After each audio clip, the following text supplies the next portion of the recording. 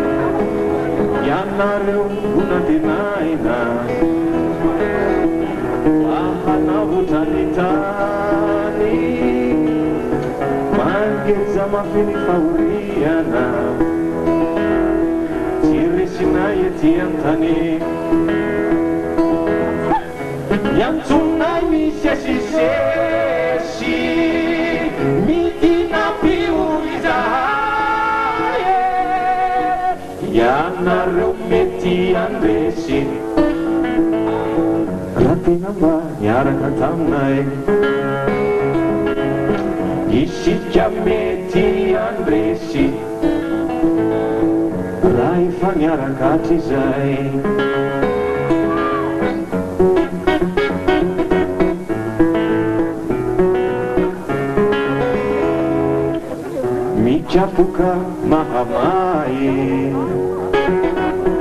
Ni fiainana zay manery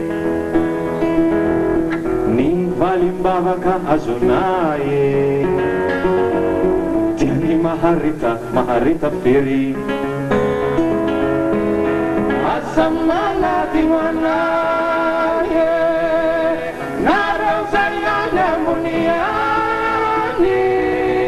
Aza mba manary anay Raha mbola samy eto an-tany Aza mba manary anay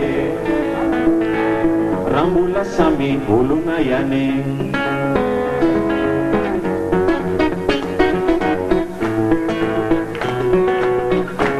Para-para nyari, yo!